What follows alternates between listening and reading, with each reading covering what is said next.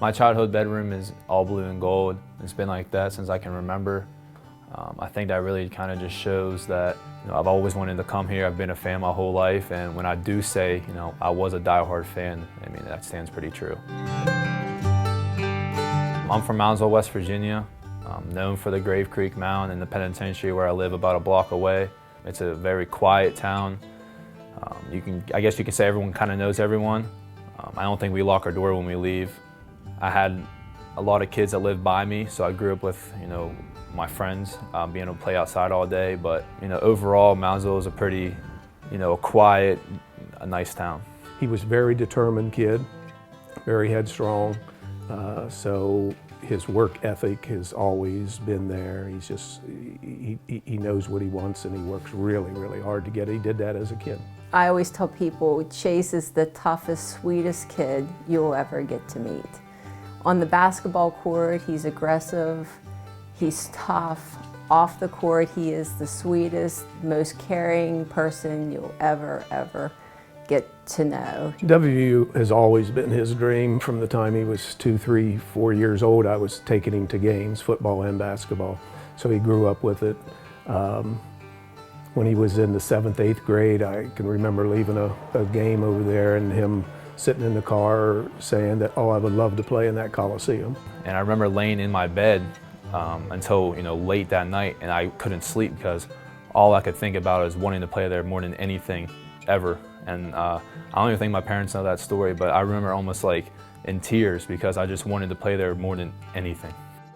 In my bedroom, I have 2 signs I made on my ceiling kind of to motivate me. The one just pretty much says, don't be average, be great. And the other one really means a lot to me is, how can you lay there while someone's outworking you?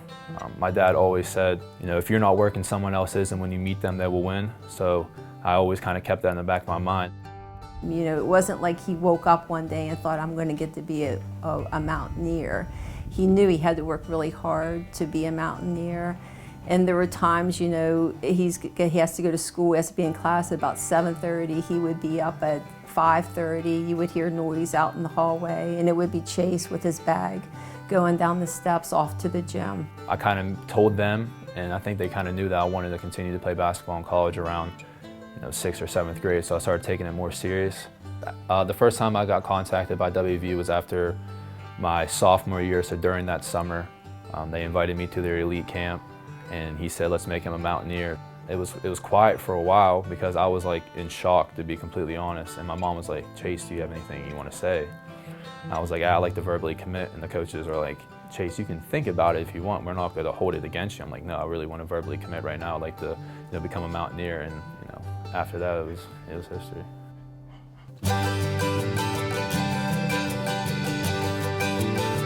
It's very difficult to imagine that a kid from Moundsville or the High Valley would go to West Virginia University to play basketball, because it just doesn't happen very often. When he committed to go to West Virginia, a friend of mine wrote him a note and said, do you realize you're the first basketball player from Marshall County and Moundsville to play at West Virginia University in 50 years, which in 1966 was Bob Hummel.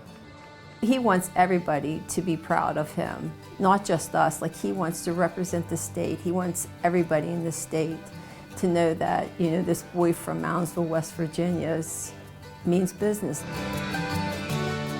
Walking back into my bedroom back home with all the blue and gold, when I walk in there, I kind of just laugh because, when I was in 4th and 5th grade, this is all I wanted to do was come here and play, and to actually be here.